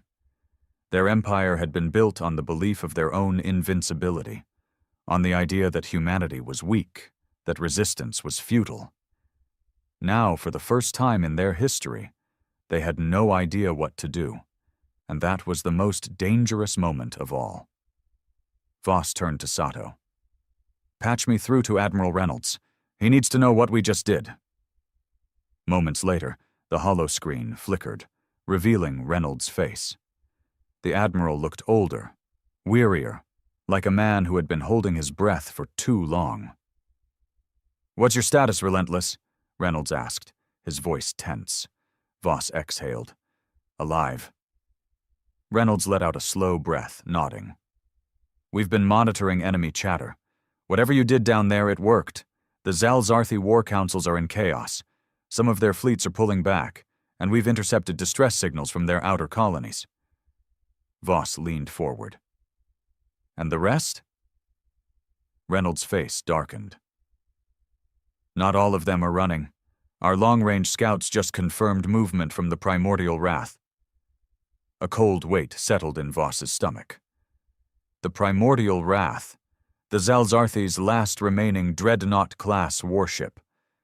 It had never seen combat because the Zalzarthi had never needed it, a relic of their ancient wars, armed with weapons that could tear apart entire fleets. If they were bringing it out now? They're coming for blood, Voss murmured. Reynolds nodded grimly. And they're bringing everything they've got, the remnants of their fleet, their most elite warriors. This is their last stand. He paused. You changed the war, Voss. Now we have to end it. Silence fell over the bridge. The crew had been through hell, had fought impossible odds and survived. But the final battle was still ahead. Voss straightened. What's the plan? Reynolds exhaled. We're pulling everything together for one last push. Earth, Mars, the Jovian fleets, every warship we have left is converging for the final battle. We're meeting them head-on. Voss smirked. You want a straight fight? Reynolds shook his head. I want a slaughter. Voss understood. The Zalzarthi had never offered humanity mercy. This wasn't about diplomacy. It wasn't about coexistence. This was about finishing them before they had a chance to rebuild. Reynolds locked eyes with him. "And we need the Relentless at the front," Voss grinned. "Wouldn't have it any other way." Reynolds nodded. "Get back to Earth, Captain. The final battle is coming." The transmission cut out. Voss turned to his crew. Their faces were hardened, ready. The war had taken everything from them, friends, families, entire worlds. But now, for the first time, they weren't fighting for survival. They were fighting to win. "Set course for Earth," Voss commanded. The stars blurred as the Relentless made its final jump home. The last battle was about to begin. The Relentless tore through space, engines burning hot as it raced toward Earth. The ship had become more than just a weapon. It was a legend. Every surviving human warship was converging for one final stand. This wasn't just about victory anymore. This was about erasing the Zalzarthi threat from existence. Captain Elias Voss sat in the command chair, feeling the hum of the neural link. The AI whispered battlefield projections into his mind, but he already knew how this would play out. The Zalzarthi were coming with everything they had left, desperate, enraged. And humanity? Humanity had nothing left to lose. "ETA to Earth?" Voss asked. Sato's voice was steady. 15 minutes. The fleet is already forming up. We've got Mars defense platforms, Jovian strike forces, and every last Terran warship still capable of fighting. Voss exhaled. It was all or nothing now. A comm alert flashed. "Incoming transmission from Admiral Reynolds." The holoscreen lit up with the Admiral's grim face. "Voss, we just confirmed it. The Primordial Wrath is leading the charge, along with the remnants of their fleet. This is it." Voss grinned. "Good. Let's finish this." Reynolds nodded. "Battle plan is simple. We hold the line around Earth. The moment they commit, we counterattack with everything we've got. The Relentless is spearheading the assault." Voss smirked. Wouldn't have it any other way. The transmission ended. Sato turned to him. "Sir, if we pull this off—" "We're not ifing, Lieutenant," Voss interrupted. His eyes burned with determination. "We're winning." The stars ahead began to shift. In the distance, Earth's blue marble came into view, and just beyond it, hell itself. The Zalzarthi fleet was already here. Colossal warships loomed like harbingers of death. The Primordial Wrath sat at the center, a massive behemoth of alien technology, its weapons glowing with untold energy. Around it, dozens of enemy cruisers, destroyers, and fighter swarms darkened space. And facing them, the last of humanity. Terran warships, battered but unbroken, locked into formation. Mars's orbital defenses hummed with power, railguns and missile batteries primed. Every last ship that could still fly had come for this moment. It was time. "AI, link me to the fleet," Voss ordered. A chorus of voices filled the bridge. Captains, pilots, fleet commanders, all waiting for the word. Voss leaned forward. "They came to wipe us out. They thought they could break us, but look around. We're still here." He let the words sink in. "And after today, they won't be—" A cheer erupted across the comms. The Zalzarthi fleet began its advance. The Relentless surged forward, and the final battle for humanity began. The void between Earth and the Zalzarthi fleet erupted into fire and death. Humanity's last armada surged forward, meeting the alien invaders in a final cataclysmic clash. The battle was not a slow build-up. It was an instant inferno. The Relentless led the charge, plunging straight into the enemy formation like a spear through flesh. Captain Elias Voss felt the ship's fury thrumming through his neural link, the AI feeding him thousands of calculations per second. The Zalzarthi might have numbers, but numbers wouldn't save them from the storm of destruction humanity had prepared. "Railguns, fire!" the Relentless answered with thunder. Tungsten slugs, moving at near-light speed, punched through enemy hulls like paper. A Zalzarthi battlecruiser, built to withstand conventional energy weapons, crumpled under the kinetic impact. Fire and debris erupted from its shattered core as it spun helplessly into the void. Missile swarms filled the blackness, a deadly exchange between fleets. Terran warships weaved through the chaos, their advanced countermeasures detonating Zalzarthi torpedoes before impact. But not all of them survived. One of Earth's last carriers took a direct hit, splitting in half as its crew screamed across open channels. Voss ground his teeth. There was no time to mourn. "The primordial wrath is locking onto us," Sato reported. "They're charging their main weapon." Voss felt a cold spike in his gut. That dreadnought was the single most powerful warship the Zalzarthi had ever built. It hadn't fired a shot yet, but if it did, entire sections of the fleet would be wiped out. The AI whispered in his mind. Warning. Energy buildup consistent with mass disruptor technology.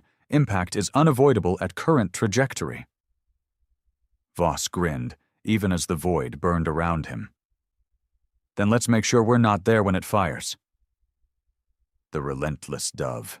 It shouldn't have been possible for a ship of its size to maneuver like this, but the experimental thrusters screamed against inertia, twisting the warship through an impossible series of vectors. The primordial wrath unleashed its fury. A beam of raw annihilation, wide as a city, carving straight through the battlefield. A dozen Terran warships vanished in an instant, but the Relentless was already gone, repositioning itself behind enemy lines, railguns and missile batteries flaring to life. Voss saw the opening. "Focus fire on the Dreadnought's reactor core. Target weak points. Rip that thing apart from the inside out." The Terran fleet answered with everything they had. Railgun slugs, torpedoes, mass-driven artillery. It all converged on the primordial wrath. The Zalzarthi flagship tried to activate its shields, but they flickered under the relentless assault. Then break through. A Terran destroyer, already mortally wounded, made the ultimate sacrifice. It rammed the Dreadnought's port side, igniting secondary explosions across the hull. Voss saw the moment of hesitation, the faltering in the enemy's movements. "This is it," he whispered. The Relentless powered forward, delivering the final strike. The railguns fired one last shot, straight through the Dreadnought's core. For the first time in history, a Zalzarthi flagship died screaming. The primordial wrath detonated, its core overloading in a blinding eruption. Shockwaves tore through the battlefield, enemy ships scrambling in disarray. The Zalzarthi, once proud conquerors, were now nothing more than scattered survivors, retreating in horror. Voss exhaled. "Status?" Sato's voice cracked with emotion. "They're running, Captain. We won." Silence filled the bridge. For the first time in years, it wasn't the silence of defeat. It wasn't the silence of waiting for the next attack. It was the silence of victory. The Zalzarthi Empire had fallen. Humanity had won. And the Relentless, once dismissed as junk, was now the most feared warship in the galaxy. The war was over. But Captain Elias Voss knew one thing for certain. Humanity was just getting started.